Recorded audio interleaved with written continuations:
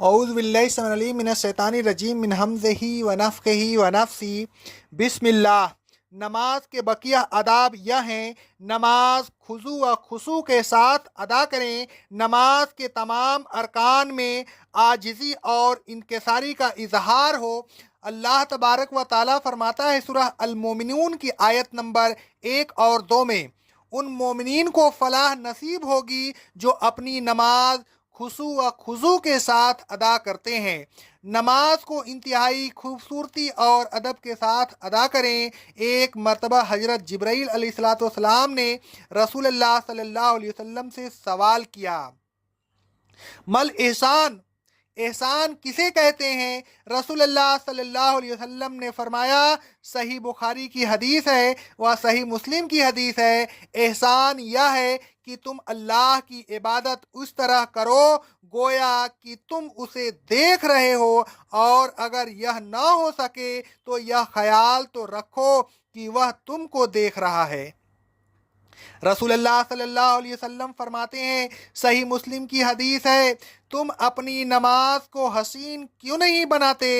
نماز میں بالکل ساکن رہیے، حرکت نہ کرتا رہے۔ رسول اللہ صلی اللہ علیہ وسلم فرماتے ہیں، صحیح مسلم کی حدیث ہے، نماز میں ساکن رہو، نماز میں نہ کپڑے سمیٹیں، نہ بال سمیٹیں اور نہ بالوں کا جوڑا باندھے۔ رسول اللہ صلی اللہ علیہ وسلم فرماتے ہیں، صحیح بخاری کی حدیث ہے، ہمیں حکم دیا گیا ہے کہ 7 ہڈیوں پر سجدہ کریں اور نہ کپڑا سمیٹیں اور نہ بال سمیٹیں۔ حضرت ابن عباس رضی اللہ تعالیٰ عنہ فرماتے ہیں، صحیح مسلم کی حدیث ہے، انہوں نے عبداللہ بن حارث رضی اللہ تعالیٰ عنہ کو نماز پڑھتے ہوئے دیکھا، وہ اپنے پیچھے بالوں کا جوڑا باندھے ہوئے تھے۔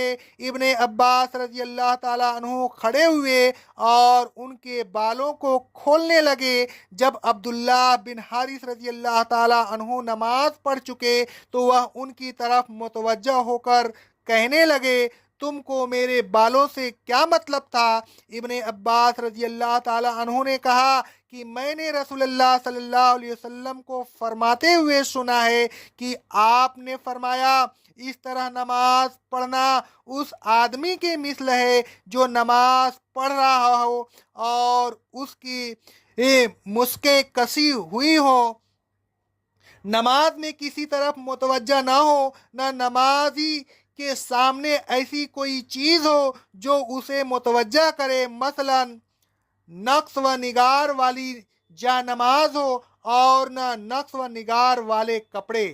حضرت عائشہ صدیقہ طاہرہ مطہرہ رضی اللہ تعالی عنہا فرماتی ہیں، صحیح بخاری اور صحیح مسلم کی حدیث ہے، رسول اللہ صلی اللہ علیہ وسلم نے ایک نقص و نگار والی چادر میں نماز پڑھی، آپ نے اس کے نقص و نگار کو ایک نظر دیکھا، نماز کے بعد فرمایا، اس کو لے جاؤ۔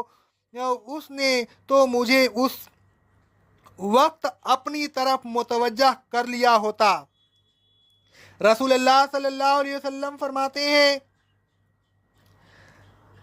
مسند امام احمد کی حدیث ہے، سند صحیح سے، اللہ تبارک و تعالیٰ کے گھر میں ایسی کوئی چیز نہیں ہونی چاہیے جو نمازی کو مشغول کر لے۔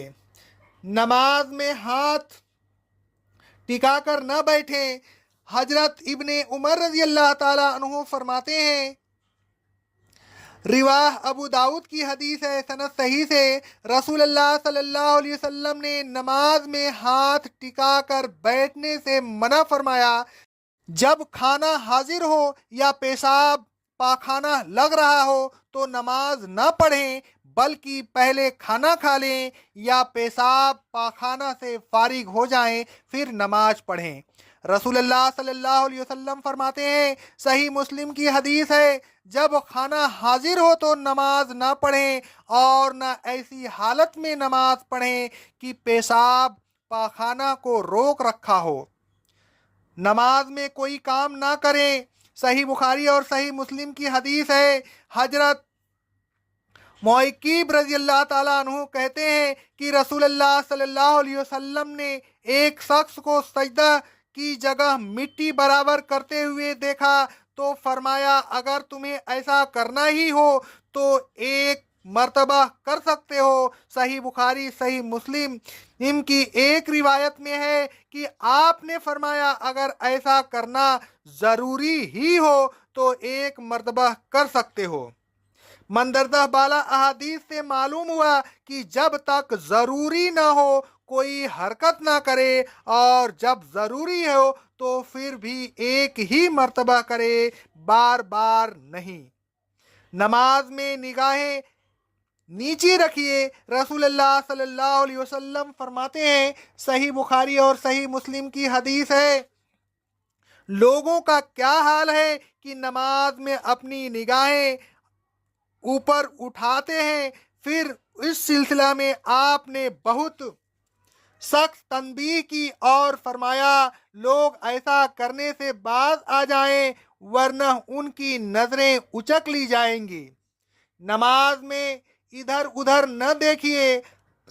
हजरत आयशा सिद्दीका ताहिरा मुताहिरा रजी अल्लाह ताला अन्हा फरमाती हैं, सही बुखारी की हदीस है, मैंने रसूलुल्लाह सल्लल्लाहु अलैहि वसल्लम से नमाज में मुंह मोड़ने और इधर उधर देखने के मुतालिक सवाल किया। रसूलुल्लाह सल्लल्लाहु अलैहि वसल्लम ने फरमाया यह शैतान की लूट है जो वह बंदे की नमाज में से लूट लेता है। नमाज में जमाई आए तो जहां तक हो सके उसे रोकें। रसूलुल्लाह सल्लल्लाहु अलैहि वसल्लम फरमाते हैं, सही मुस्लिम की हदीस है, जब तुम में से किसी को नमाज में जमाई आए तो जहां तक हो सके उसे रोके। ऐ ईमान वालों, नमाज के औकात, आदाब व अरकान की हिफाजत कीजिए। हुस्न व खूबी, सुकून व इत्मीनान, आजीज़ी व इनकिसारी, खुजू व खुशू और हुजूर कल्ब के साथ नमाज अदा कीजिए। जो शख्स अच्छे और कामिल वज़ू के साथ नमाज को उसके वक्त पर अदा न करे और रुकू व खुशू को पूरा ना करे, यानी इत्मीनान और आजिज़ी के साथ नमाज ना पढ़े, उसके लिए अल्लाह तबारक व ताला की तरफ से बख्शिश का कोई वादा नहीं।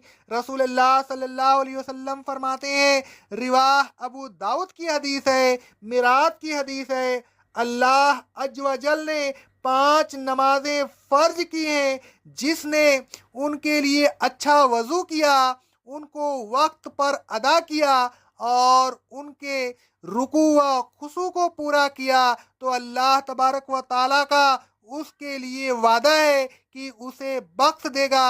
और जो शख्स ऐसा नहीं करेगा अल्लाह तबारक व ताला का उसके लिए कोई वादा नहीं, ख्वाह बख्शे ख्वाह अजाब करे।